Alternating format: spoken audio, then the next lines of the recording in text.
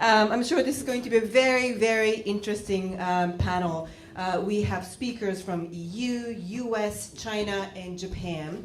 And instead of going to details in terms of what's happening, because we all know what is going on, and especially if you look at the capital markets this week, you know, it makes you really nervous. We would like to focus on the future scenarios, what's likely to happen going forward. That's really going to be the focus of the discussion. And obviously, for the business community here, you know, what do we need to do? What suggestions do you have to really tackle this really big trade question? And underlying question here that I'm asking myself, and I'm sure all of you here, is multilateralism. Is it dead? Is it dead? Or not? That's one of the major questions that I ask myself, and maybe something that speakers can address today. So I would like to keep my comment extremely short because we have a very limited time, 16 minutes, and we have amazing speakers. What I'd like to do is to have each speaker speak for 5 to 6 minutes, again focusing on the future scenario, the likely scenario, and the proposals or suggestions you may have to resolve this trade challenge. So let's start off with the EU perspective. Ms. Hannanen, if you can please start with your comments. Thank you. Yes, thank you very much. So first let's start with a very basic fact. Trade is good, and multilateral trading system is a good thing. So we have all benefited from them enormously, EU, US, Japan, China. We are all prosperous societies because of trade.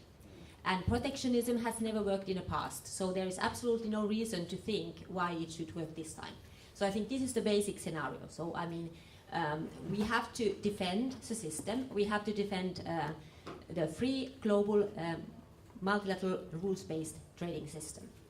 And what can we do? I mean, what are we doing there? So basically, we have to keep on trading. We have to continue doing trade deals with partners that are willing to have trade deals with us. This is what we are doing in Europe. We have to continue defending the multilateral system, while, of course, recognizing it needs to be upgraded, because it needs to be fit, of course, also really with today's challenges, which are very different than when WTO was created in 1994. So we need to, of course, get the WTO members together on this. So is multilateralism dead? Well, it's not dead only because the United States doesn't like it. I mean, WTO has 160 members. So if all the 159 members decide that they want to defend the system, they want to have an upgrade on the system, make it work better, obviously it will continue. And I think this is happening now. This is what we can see. There has been long discussions on whether multilateral system needs to be upgraded. Everybody agrees it doesn't work perfectly.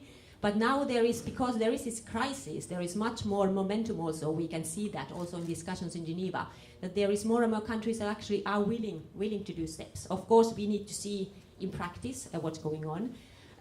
EU has put in the last month our proposal on the table. It's a public proposal, how we want to reform the WTO. We are discussing with our partners on that. I think the work is now about to start. Very briefly, maybe on the free trade deals as well.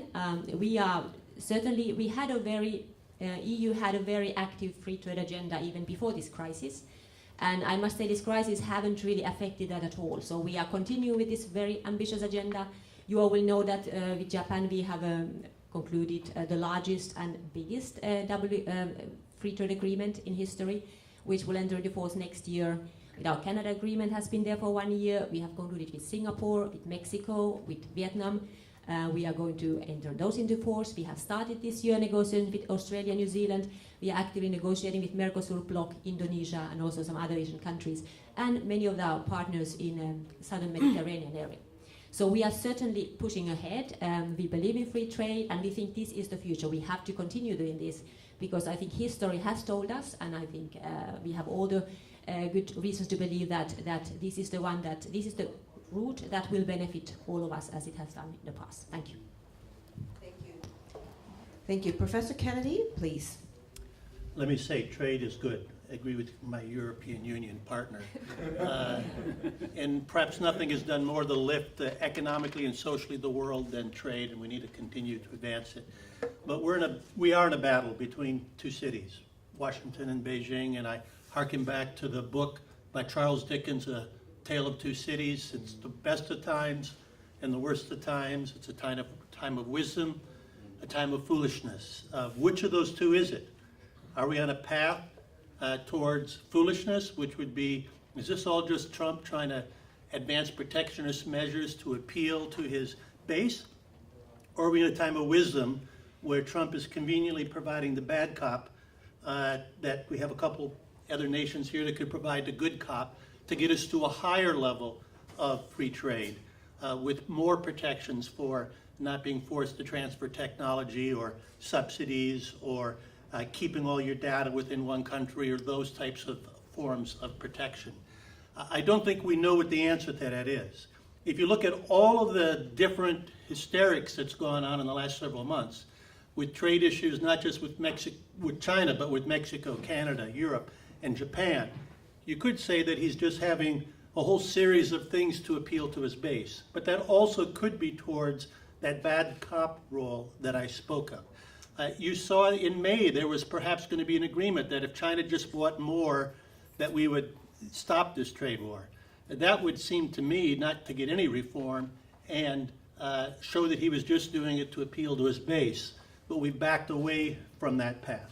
You might say that the recent agreements with Canada and Mexico are examples that we're actually on a path to reform, but I don't want you to get too optimistic there either, because if you look at most of the improvements, they were already pre-negotiated as part of TPP, and most of the changes were really more protectionist, requiring more local content or more high-wage jobs to qualify for not being subject to tariffs. So I don't think we know yet. I also think we're not going to know by the next actions, because for better or for worse, the trade war to date is hurting America less than it is our good friends. I'm against all forms of protectionism. It always hurts.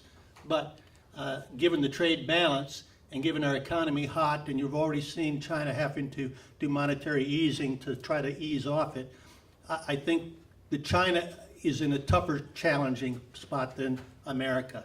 The other piece of it is that we still, in America, could have more imports that could put tariffs on. They're running out of those in China, and even if they move to putting export constraints, either tariffs by China or export constraints plays into Trump's hand. If one of his goals is to bring the supply chain back to America, that just makes it more unpredictable, less advantageous to be relying on that Asian source of goods always being there. So we don't really know, and we won't know for a while, whether Trump's going to go to protectionist or the let's elevate the standards role.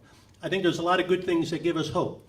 Japan moving forward with TPP and keeping the TPP 11 alive is something I applaud, many in America applaud, is one option.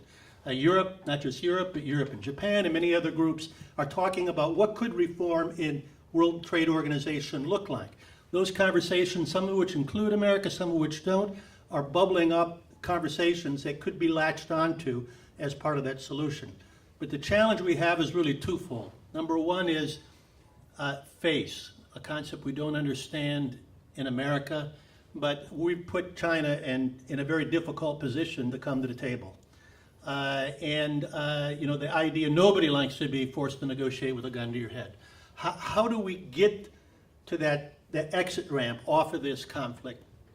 And the other thing is with midterm elections, if the Democrats control the House, it's going to be harder to get any kind of trade deal passed. So we don't know whether we're on the path to the best of times and wisdom or the worst of times and foolishness, but I think all of us share a goal that we get to happier times sometime soon. Thank you. Now, a little bit of pressure on Professor Bu to share your views, please. Thank you. Yeah, it's really a lot of pressure. And first, let me thank Professor Harry's invitation. So really, for me, it's a great pleasure to join this panel, and especially with our American colleague. And at the beginning, I'm very happy to see that Professor Kennedy agree with that. The trade is good, is helpful, like with our European colleagues. Yeah. So I have like 3 points to share with you. First, I would say so far that we already have too much tension between China and US. And we hope that here today, with this kind of bottom-up discussion, we can really find some constructive ways here. So actually this summer, I spent 2 months in US, and including 1 month in Washington, DC. I see there's so many things going on, and not only for economic, for example, like even for environmental protection like this. Like one international NGO, NRDC, National Resources Defense Council, just because of this international NGO praised China's government effort for climate change, and then be regarded as kind of China agent in US. Like, so this is ridiculous. And so we hope that our kind of bottom-up approach, that especially this kind of G1, this very great initiative, that's really to hope to ease this tension. This is the first point. Second point here, on terms like the cause of this trade war, and there's no doubt that is U.S. really it's not only against China but also many other countries, including EU, like Japan. While the reason that is say, okay, U.S. has a large amount of trade deficit, right? So the so-called unfair trade. But then look at that, we all know that nowadays this global value chain works, right? So because iPhone was made in China and then exported to US, so this is caused a huge trade deficit here. So that's why, if we see, look back at President Trump's actions, so no matter how much like a trade tariffs, all these activities, going on, but still the trade deficit still grows, right? It's become larger and larger. So seriously, it's a trade war. It's not a way, effective way to cut down the trade deficit and to get so-called the fair trade. And the last point, I would say, trade war is harmful, and as our European colleague also mentioned, that harmful to every country, right? So I don't like this kind of comparison between like China or US, so which country suffers larger for this. So then in this way to play this kind of game, I would say in the long run we all lose. Even like it's kind of temporary like a game of this, but we all lose in the long run. So I would no doubt urge all of you to join me to say that we should do our best to try to make Washington DC calm down if we make it possible. Thank you very much. Thank you. Okay, Mr. Tanaka, please. Thank you. Well, I think the situation that we are facing is a really serious. It's not clearly an issue only between the U.S. and China, but eventually, if we just go along this line, it could lead to global downturns. So we really have to take it seriously. And but at the same time, in Japan we have a saying that risk leads to opportunities. I think that this phenomenon is leading us to realize some of the deep root causes of some of these phenomena. First, we think that there has clearly been an overlook of several trade distorting measures or policies around the world that has been left alone, but has caused huge disruptions in several industries. Also, with huge investments going to and fro in the high-tech field, again, more and more, there's interest in how we protect the intellectual property in this new era. And also, we have the challenge of the digital revolution, which is again changing the perspective of economy and trade activities all over the world. But the rule is not catching up. And also, it's also clear that the multilateral system, starting from the WTO, it has not been effective as it should be. We haven't been successful in making rules to adapt to the new realities for a very long time. And the implementation of the rules has been wavering. It's not very strong.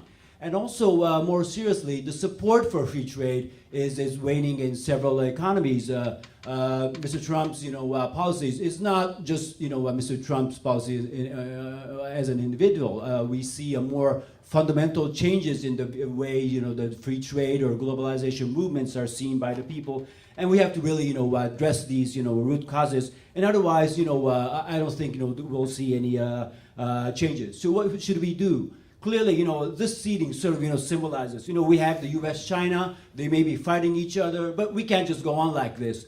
Japan and also the Europe sort of have to make sure that they engage with the global world, and we want to sometimes help bridge the differences here, and that's what we plan to do. And also we would like to move forward with the willing, the countries, or the willing members around the world, because there is still a very strong support for free trade. There are many countries which want to go forward. That is why we decided to go on with the TPP without the US. CPTPP is now going full speed. We hope it will be ratified as soon as possible by the majority of the members, so that we could have it in effect at the early part of next year. So, and also we have the EU-Japan. Again, this is awaiting ratification. And also, I just came back from a negotiation of the RCEP, which involves the ASEAN, China, India, Australia, Korea, and Japan, and New Zealand. And this negotiation is also going full speed. So there are several initiatives that's going on. So we want to go along with the willing countries. And also, we want to reform the WTO and also make trade inclusive. And in that regard, we are the hosting nation of the G20 next year. We want to make this the focal point of our discussion, and we want to move this agenda forward with the countries that are prepared to do so. Thank you. Thank you. So we all agree trade is good. At least that's the agreement we have among the panelists. I guess if you're old enough to remember, there was something similar 30 years ago between Japan and the U.S. Trade war between these two countries. Very similar to what we have between China and the U.S. today. I guess the biggest difference between Japan and China in terms of the frictions that we had with the U.S. is the fact that the level of global value chain integration is so much higher today versus 80s, 30 years ago, and therefore the implications of the bilateral trade negotiation so much deeper and much bigger. So my question to Professor Kennedy, to that point, you said that what is happening, what the U.S. is doing right now hurts less the U.S. economy versus China. But my question is whether that is going to be the case in terms of long-term impact on the global value chain for the U.S. business. And again, I'm not talking about my views. I'm just saying how it would be perceived by Trump administration. Is he feeling that? Is he feeling that much pressure to have to change? I think this global supply chain is a negative word amongst many Trump voters. And their solution for the global supply chain is bring it back to America. And any even small efforts to bring manufacturing back to America is celebrated by everybody up and down the chain. So we all understand that we have a very complicated supply chain, and that if we each do what we do best, we're all better off. But I'm not sure that that's widely understood. There's no doubt this is going to hurt if it goes much longer or much deeper, which is why I think there has to be an urgency on all of our parts to try to figure out how can we get there. EU putting out a view as to how you can reform WTO, and others doing it. There's a guide path there. And so I hope that the temperature doesn't need to get too much hotter before we all join hands together and come to some kind of an agreement.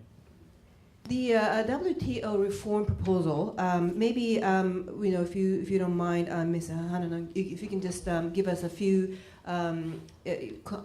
bullet points in terms of what is included, in terms of what is being proposed to reform the WTO, which you said has not really functioned all that well to reflect the current trade situation. Yes, very briefly. Of course, there has been a lot of complaints by the United States that the appellate body is not functioning properly. So we are also willing to look into that. So we have put forward proposals on how can also upgrade this system to make it more functional, so that it will be also palatable to all members. We also think that the rule book or WTO rule book is not adequate, because it does not address the subsidization. It doesn't address forced technology transfers. It doesn't address transparency enough. There is the notification requirements in WTO have not been followed up. So there's a lot of issues where members should be much more transparent in what they do in terms of subsidies, what they do in terms of measures. And this has not worked at all. So all these notification transparency requirement has to be stepped up and made actually sanctionable. I mean, if you don't follow these things, there has to be some kind of sanction or kind of consequence. And also, these new issues that we are facing should be addressed. Also, of course, e-commerce is a new type of activity that is not at all now covered really by the rules. So we also have to look into all these new technology things, issues that new technology has brought, and new types of trading that are not covered by the current rules.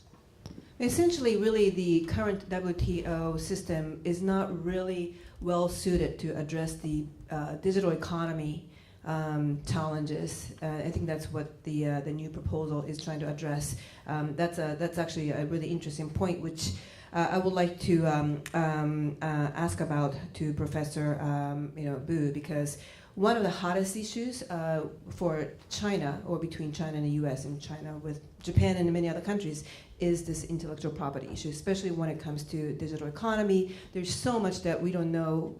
No one knows what's happening in China, what Chinese companies are doing, which is one of the major concerns for China's trading partners. So WTO, if these proposals are going to really restructure WTO, that's going to be one of the major changes in terms of the restrictions or compliance that Chinese government or Chinese companies would have to consider in terms of their trading activities. Do you have any thought that you can share? It's not going to be shared with anybody, so you can feel free to express your views. Yeah, it's quite sensitive issue for intellectual protection issues. But as far as I know, look at, for example, I think we need to look at this in a dynamic way. So sure, there were a lot of, I think, kind of misunderstanding about China's intellectual protection. Many believe that, especially the media believe that, seems like China's companies kind of steal technologies from American companies. But look at nowadays for China's innovation, but this actually has been, I think, largely ignored by media, right? For example, the company Huawei, so Huawei on terms the patents actually now is the number one globally. Actually, Huawei supplies a lot of technology patents to Apple, for example, this way. So one thing could be missed. So for the most media, to see that China has very different, I would say, kind of atmosphere for this kind of technology development. China has a huge amount of young people, and so this is very different from the West. So usually older people, because now not so bold to accept new technology. For example, app, still via a smartphone. And another young people in China, they are rich. It's not old people that are rich, but young people that are rich. So they are also very bold to try for some luxury goods, some new consumption. So in this way, so China's innovation actually it's gaining very fast. So it's I would hard to tell that to how too much proportion is because of China's this kind of domestic market contributed to that. But I would say this is largely has been underestimated for this. Mr. Tanaka, what do you think of Professor Bu's comments in terms of where China stands in the intellectual property question? Well, first of all, I was in Shenzhen this summer, and I've talked to several unicorn companies, and I know the strength of the Chinese the young companies. There are real strong incentives to innovate, and that's actually real But that's not where the problem starts from. What we really have the challenge is whether we have the real level playing field, whether we have the right kind of environment where the companies will not feel being pressured to transfer their technology in a forced manner. And this is not only about China. It's a more widespread issues in the global field, and we have to treat the issue as such. It's not finger pointing or naming any certain countries. It's a real systemic issues, and it's coming up because of the importance of technology and importance of digital economy in a way that we have never seen in the past. And that's probably the comment that I would like to make on this. The other question that I have for Professor Kennedy is, we were talking earlier in the prep session, the business community in the United States. In your opinion, they are actually still very supportive of the policies that have been put forward by President Trump? I wouldn't say that they're supportive, but I would say that the level of energy that they're pushing back against Trump is muted because of their concerns over a number of issues. The forced technology transfer is one of those. The subsidies is another. The idea that they're not really as welcome or they have barriers put up for them to access the market within China is a third. And I'll give you a fourth. We're moving into a world where data is king. They who have the most data wins. And when you say you can't take data from China, outside of China, and you put a wall around China on data, and you're in a data war, that in and of itself is something that they understand is a long-term detriment to them and to their organization. So given that there's at least 4 very concrete things that they would like to see solved, they don't want to have a war, but we're basically halfway up the hill. They don't ever want to go halfway up the hill again. They want to go all the way up the hill to try to get some resolutions on that so we can all go back to being free traders and benefiting each other's economies. That data protection issue is definitely one of the most important issues, obviously for all the countries here, all the representatives here. But just relating to that data issue, another question here is, so what is happening to the basically jobs in the United States, for example, or Japan or EU for that matter, that are being lost as a result of the international trade that we're talking about here? And I think that's the big question mark because, quite frankly, there are a lot of people who argue the opposite. There are a lot of new jobs being created because of international digital trade, and obviously in the U.S. and other countries as well. But in the case of the United States, are there enough people who are skilled enough to be able to have those jobs, which can be created by these digital trade and business opportunities? So I think there are several questions embedded here. Obviously, data protection. What kind of policies do we have to have, from a regulatory perspective? But then the other question, which is I think equally important, is: are we having enough skill set? We have enough education and training, and in the environment in which people actually have these skill levels that are high enough to be able to enjoy all these new jobs that are being created by all these really interesting business opportunities. So I think it's really complicated. It's just not one simple question. Tanaka-san, what's your view in terms of the digital, the sort of data protection? I know it's one of the issues that should come up on the agenda for G20. However, it is so sensitive.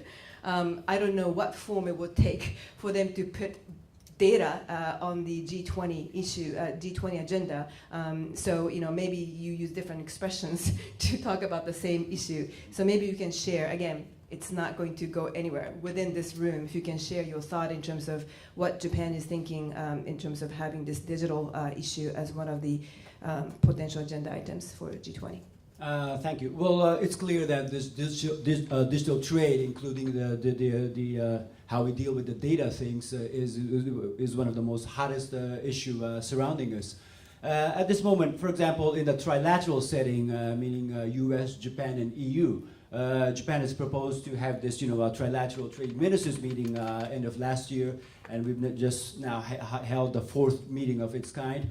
Well, actually, one of the issues that we're treating there is how we, deal with this side of the trade issue. Of course, the U.S. and EU traditionally had a very different position in here, but now we are, finding more common grounds, and we hope that, we could go forward on this. And also in the WTO front, again, we have alongside with Singapore and Australia have moved forward an initiative to go on basically a plurilateral movement on making digital trade rules becoming a reality.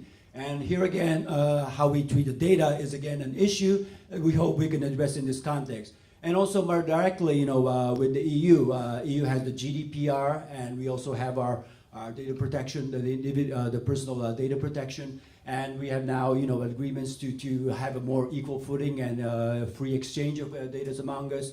And we hope that kind of efforts will be possible with the U.S. and the other countries as well. So all things are on the agenda, and on the education or how we train the people for the new age. And that is a challenge for any economy. And of course, for us, I talked about the inclusiveness of trade, inclusiveness of digital economy, inclusiveness of global trade. Everything, I think, sort of, has a common feature. Clearly, we have to prepare the younger generation and, of course, the older as well for the new phenomenon. That's clearly going to be one of the focus of our G20 discussions next year and beyond, I hope. And that's our idea. Thank you. I can't help myself but to ask this question to Professor Kennedy in terms of your view on the upcoming elections, in terms of what it may mean to the trade discussions that are taking place. And you said it would be more difficult. Obviously, everything would be more difficult if Democrats win. What's your thought on that? Well, the challenge we have for getting a passage of trade in Congress is become more complex. I've had the honor to be the one vote and one vote margin trades twice. I went through all of the complicated, controversial things I've ever voted on in Congress, and none of them are closer than trade. But Democrats, the population of Democrats generally supports trade now more than Republicans, largely because of what Trump's been saying. But Democrats, when they get to voting, because the unions are such a big part of their voting bloc, tend to not vote for trade. So if they take the House, it's going to be complicated. And if you think about what do they want to do, they're going to want to say to Trump that he hasn't gone far enough on trade. They're going to appeal to their union base by saying, you should have even pushed harder with Mexico and Canada. We're not going to vote for this.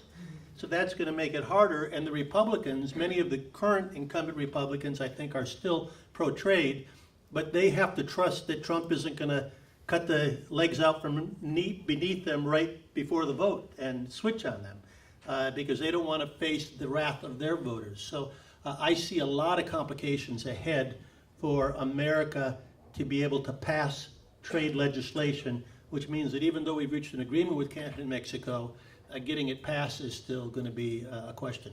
A lot of the thought is that there's a good chance the Democrats may take the House. There's actually recent thoughts that we may have an expansion of the Republican majority in the Senate, but that's not going to help us if we can't get it through the House. Thank you. Well, talking about complexity, EU is not exactly one unified entity anymore. At least on the political front, there are many different colors that are coming up on the map of EU. Maybe you can talk a little bit about potentially. I mean, it is already happening. Italy, for example, there are just very different views on a lot of these issues, including trade. So maybe you can just mention a few things on the latest political divergence that you are seeing on the EU on the front. Actually, to all your disappointment, actually, it's getting better now. So I must say that when we were still negotiating with the United States, the TTIP agreement, and when we were negotiating with Canada, we had a lot of discussion. It was an extremely difficult situation. We had a lot of public opinion going against these agreements, these negotiations and agreements. And you may, of course, remember that the Canada agreement was blocked by the Belgian Parliament, one of the three Belgian parliaments, the Wallonie Parliament, and it took some time basically to persuade them that this was a good deal. So it was extremely difficult time for trade. But in this respect, I must say that Mr. Trump has been helpful. Because now when actually there is a crisis, all these, let's say, the critics of trade, I think they have realized that they don't have the luxury anymore to criticize free trade because they see what is happening if free trade is not taking place. So we have much more calm environment now in Europe, in terms of public opinion against trade. The Japan agreement has been absolutely welcomed by everybody. All the other agreements as well. European Parliament is very positive. Obviously there is Parliament always had people who have their views, and they were not of course 100% is happy, but let's say the great majority is. So if we see much less this type of discussion. Of course in national politics you may have indeed, like in Italy, cases, but when you come to voting on the deals in a council and Parliament, it's much better now than just a couple of years ago. So I guess thank you very much, Mr. Trump, President Trump, for playing the bad cop, role. Mr. Tanaka, do you agree with that? Do you agree this is an opportunity rather than crisis in terms of what we can expect from these trade discussions? Well, as I said at the outset, I think it is definitely a crisis, but we have to clearly take the chance and see this as an opportunity, and there are every sorts of paths that we can do to make it doable or achievable. So I think that's the way we view the situation. The interest in WTO reform is so high that I have never seen in the past. People have sort of written off WTO for a long time. Now that this is happening, it's interesting, but that all the people are starting to talk seriously about how we can really change the system, make it better, to make it better, improve, so that we can address the real issues before us. So in that regard, we shouldn't lose this opportunity. And while this momentum is keeping, we hope we could achieve something more concrete.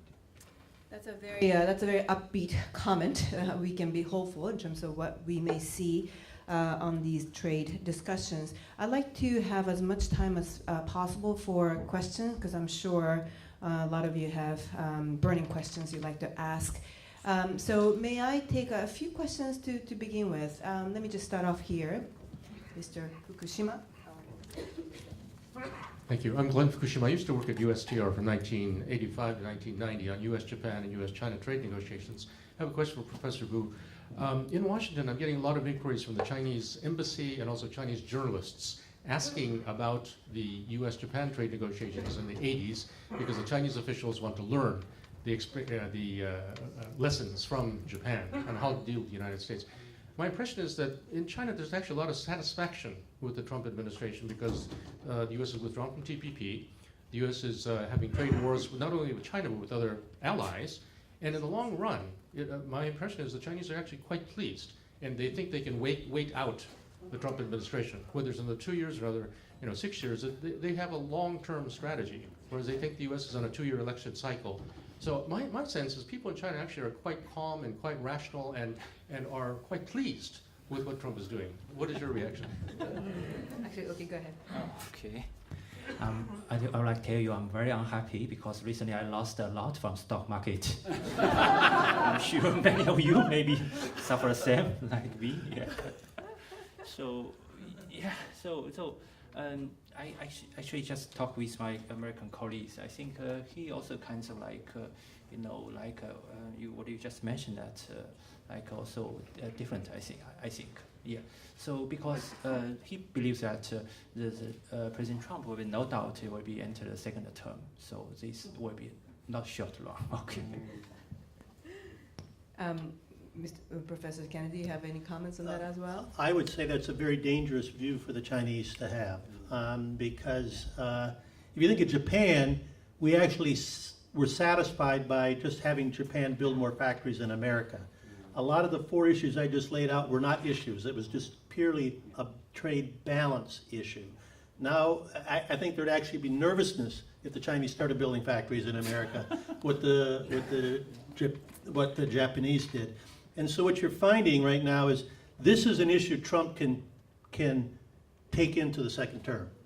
And it'd be hard for the Democrats to just line up beside China and saying, Trump, you're being too hard on China, because that would not be a popular thing to do right now. So I really hope that the Chinese back off of that, find a path to come through Japan, through Europe, through TPP, through WTO or anything, for us to get to an agreement that reaches a higher standard and avoids any more of the pain that we all are trying to avoid. 6 more years. It's a long way to go. I think there's one question over there, and then we just take another question. If you can just take 2 questions in a row, that'd be great. Thank you. So I'd like to begin by challenging the unity around trade is good, period. And the question is, trade is good for whom? And my premise is that it is very good for the shareholder class, for maximizing corporate profits and corporate global efficiency. And it is it's highly questionable whether it is good for the mass of the population who don't have the same intellectual capacity that exists in this room, who did not graduate from elite universities. 80 of my 85 cousins are laborers in both working families. My father could raise our family on a policeman's salary with my wife, my mother as a homemaker, and 6 kids. That's not possible in the United States anymore. And so the question is, the point and the reaction I'd like to get is from the time of Roosevelt through Reagan, and in the time of Japan's industrial policy, both the United States and Japan had wage growth and the laboring class. And since Reagan, with increasing degradation, increasing world trade, the trend has been shifting toward the other world economic problem of wealth inequality and wage inequality. And so the question is there a room for national industrial policy to look after the total of the citizenry in the country that's not a trade war, but a national agenda that supersedes the global corporate agenda or the global shareholder agenda? Thank you. We take one more question, please. Dr. Kennedy had mentioned that the U.S. is better situated than China. Conventional wisdom would say that China won't use their nuclear option as far as their $1 trillion worth of debt and selling it off or even dumping their treasuries. Yet brinksmanship really does not breed rational thought. So I'd like to ask the panel whether that, as far as a trade war, has any credence, and what your thoughts are for that. Okay, thank you. The first question, I guess, it's inclusive trade. Mr. Tanaka, you said you just actually had a discussion, right, just this week. It's actually a very, very interesting point. This is something that we talk a lot about in terms of how inclusive our situation is today in terms of having all these digital trade and regular international trade discussions. Are we really looking at the 1% of the total economy? Are we looking at the entire society? So I think that was one of the discussions you had. So maybe you can share with us what you heard. Well, actually, the discussion was, of course, about the trade negotiations, but so this issue itself was not really the agenda. But behind this and behind all of these movements, as I said at the outset, I fully agree that there's a growing skepticism against the benefits of free trade. Who is benefiting from this? Is it the really the general population? Clearly, our position is very clear. The trade has to be a plus for everybody, for the nation as a whole, and for the global world. Otherwise, it will not be sustainable. That's very clear. How we achieve that, it's always a big challenge. Just touting the importance of free trade will not probably bring us there. So you use the term industrial policy. Well, whatever term we use, we have to make sure that we train the people, we make people ready for the new environment. And I agree, we may not have the 100% answer for that. We may not be successful in all fronts, but clearly that's what we think we should aim for, and we'll strive for that. I think that's going to be one of the themes that we will be discussing in the G20s and else in the coming year. In fact, actually, inclusive trade keeps coming up in these international discussions. So it is something that I think a lot of policymakers are aware of as one of the key elements when it comes to these trade negotiations. So the second question, which one shall I ask first? Professor Bu, what do you think for the Chinese side, is there a realistic possibility to drop, as you said, nuclear bomb in this negotiation? Explosive. That could potentially really explode the global business. Excuse me, I'm not quite clear. You mean like nuclear, or what do you mean? Selling our debt is what you meant. Yes, okay. The debt. Debt. That is considered what some people would call unthinkable, and whether that would certainly hurt China in the short term. But as Glenn Fukushima was mentioning, as far as long term, that whether that would happen or not, the unthinkable is now being discussed as far as what China would do with its debt and how much they would sell. Okay, so given the magnitude of this potential, I don't want to say potential, but if this could happen, this would have a tremendous impact in the global financial industry. So is it something that we should be concerned about? well, I think that's what probably depends on how this trade war issue is going on. Maybe, but I would say be optimistic for this. That's maybe too far away. I still think. still unthinkable. Let's keep it that way because I don't want to even think about it. That a scenario. Okay.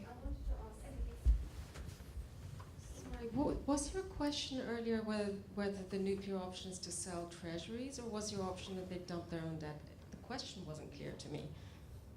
To the gentleman. Oh, okay. Would you? So basically, the debt Chinese government holds, is it possible for them to use that as a weapon when it comes to trade negotiations with the United States, given the magnitude of that action could potentially have not only on the U.S. but I would say in the global capital markets? So he's thinking, his point is, it's very unlikely, it's probably not going to happen, but given the tension that's been created, is it something that we need to be worried about in the long run? That was your question, is that correct? Dumping treasuries is the move. Dumping treasuries is the move. And Professor Boo's answer is probably it's not something that we have to really worry I'd just about like right to comment.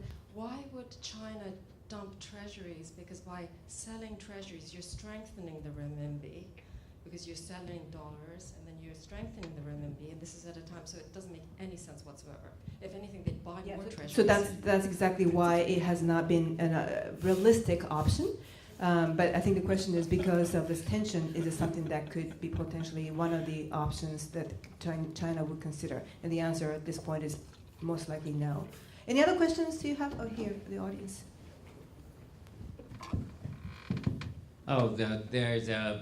Suppose there's an ideal situation that the four of you are representative of each country.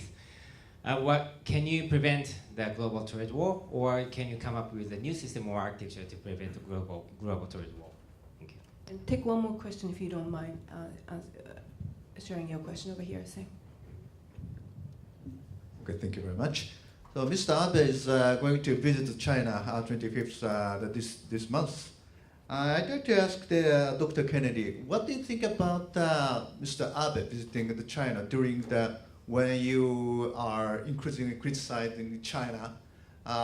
What is the American sentiment about it?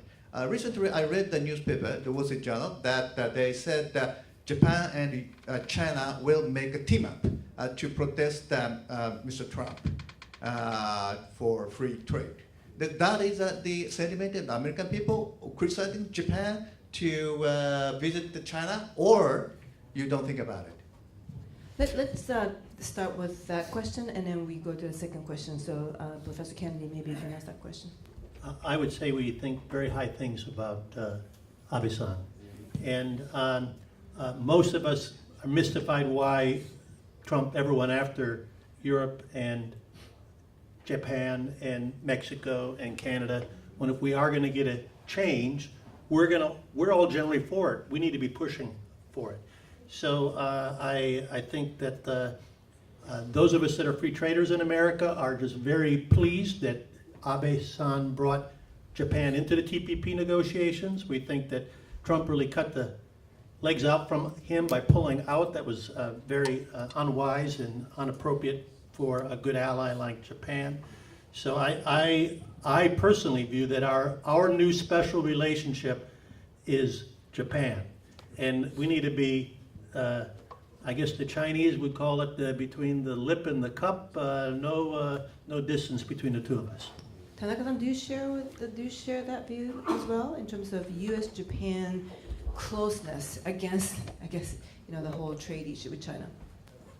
Well, the purpose of the trip clearly to China is to forge stronger political and economic relations with China, which has been long awaiting. There has been some troublesome years in the past, and we're now sort of rectifying the relations.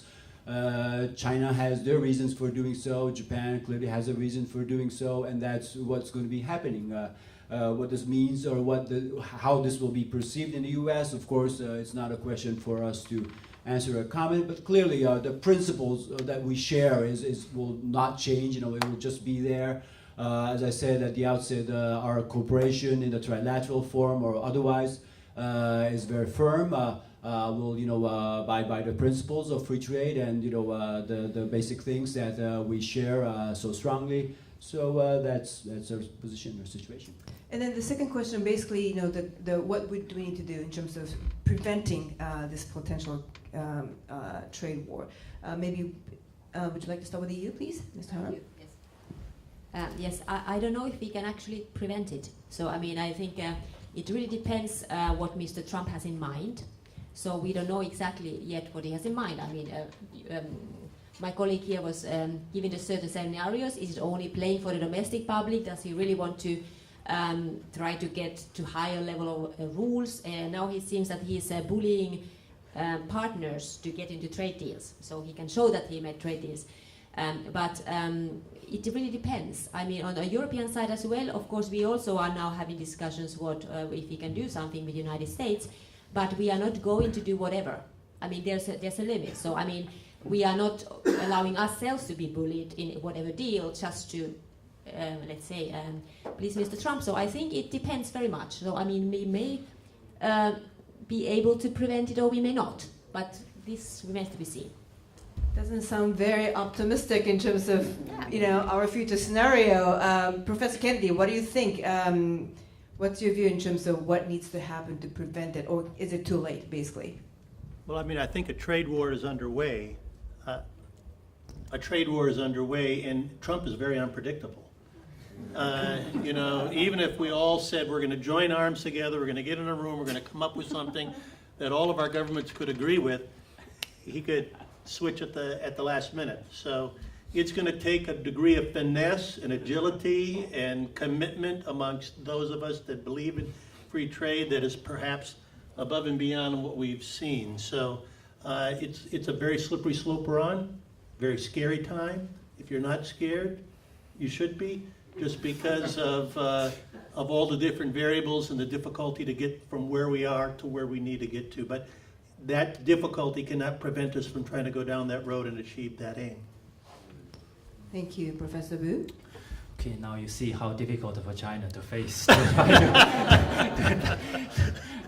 On end there is a dialogue, right? So we need still more dialogue, just like us, you know. So I like very much like the G1, this initiative, like to make better Japan, also make better world, right? So we need more dialogue. We need a more kind of bottom-up approach in this way. And Mr. Tanaka? Well, clearly, I think our answer is to we'll make the utmost effort to try to prevent, or if it's already happening, to stop it. And will that be possible? Of course, there's no assurance, but I think, you know, some of the key points is, you know, how strongly we can keep our resolve on, you know, keeping the principles of like rules-based trade, or, you know, how we can keep the principle of free trade or globalization, and also how continuously, you know, we can, you know, insist on that, and also forging strong alliance and cooperation with the like-minded, you know, how effectively we can do that. All these things probably hinges on, you know, how effective we can be, but we just have to continue. Thank you. Any other questions? Just Hori-san, dozo. Well, if this is a trade war, war is being fought to win. What is the definition of winning? And what kind of outcome do you want to see from the war? I'd like to ask Professor Mark Kennedy. I think any progress on any measurable progress on any of those 4 issues I talked about would be viewed as winning by free traders. That doesn't necessarily mean that Trump doesn't have a different view of winning. And as I outlined at the beginning, the real question is, that you just want to pander to the protectionist base and be tough and get some more from different partners? That could be political winning for Trump. That would be losing for everybody here. But if you were looking from a free trade perspective, it'd be at the end we'd have a higher standard trade agreement, a more effective, more robust World Trade Organization. And in a perfect world, you'd have America coming into the TPP, and if you were really dreaming, you'd have China join us in the TPP. I think this one more question over there, please. Thank you, Tatsumasa from Breakout in London. I was one of the trade negotiators in the 1980s on behalf of Japan and Foreign Office. And the big difference today between China, US, and Japan then US was Japan was under the coverage of nuclear umbrella by United States. Defense commitment by US was the utmost importance for Japan to negotiate. But China doesn't have that kind of disadvantage vis-a-vis the United States. So it's very hard for me what China can do to resolve the issue, unless both sides may work too. So what is your views, Professor? Yeah. Maybe Professor Wu and Professor Kennedy will comment each. So you don't know how you can reach the resolution unless both sides do what? Both sides do not work with each other. I think there's no way we're going to be able to achieve an outcome unless we both work with each other in the end. We have to work with each other. And so, I mean, some folks think that there are elements of the Trump administration that actually do want to get a deal. That Lighthizer, is trying to position himself for that. If you've read some of the articles, he has been engaging a lot with our colleagues here. So I think there's absolutely no way we're going to achieve a happy outcome unless all four of us are working together in a positive way. Okay, I would like to give you another scenario to think about this. Just like a couple, they have a heavy fight with each other. So then finally how to get kind of, recover from this. US-China, because of the economic development involvement in the past decades, it's already become a couple, So it's very hard to get divorced. Like if you really get divorced, look at UK. The UK try to get divorced from EU. So what about the outcome? The cost here. So. I think one thing that I'd like to say is if you look at for example, Paris Peace Agreement situation where the U.S. said no more, right, 2 years ago, and we were, as an international organization person, I was very disappointed and I was very pessimistic about the outcome of the U.S. action. But instead, what has happened since then is there is actually quite a bit of progress made by U.S. business community in terms of achieving the Paris Agreement objectives. So I think if there is a business case, okay, there's a lot of talk about trade war and restrictions and all these items from China. If there is a strong enough business case, there may be a force that could potentially really work for the economy in the long run. It may take longer, but I am hoping that that's going to be the case. I think at the end of the day, as you said, President Trump is playing the bad cop role, but it may be actually an opportunity for the business to say, actually, this is better for us, and therefore Trump would do what we hope he would do. What do you think, Professor Kennedy, on that scenario? My teaching is on shapeholders and on business engaging political, regulatory, media activist groups for a positive outcome for themselves as well as society. And I think business is a more likely path to success here than government in many ways. So just dream that we all got together, some trilateral group, European group, put out here's where we should go. And then you just started to have a cascading number of American and European and Japanese and even Chinese companies saying, we're with that. I think it's going to amp up the pressure and change the narrative. So I do think there's an opportunity for businesses to play a very important role in helping to guide us off the cliff and towards a better outcome. That's a good way to end this panel discussion. I hope you enjoyed this panel discussion. As I said earlier, this discussion will remain in this room. Obviously, pictures are okay to upload with social media, but obviously there were a lot of sensitive comments made during the discussion, so hopefully you will learn a lot, but please keep these comments to yourself. Thank you so much. Bye-bye.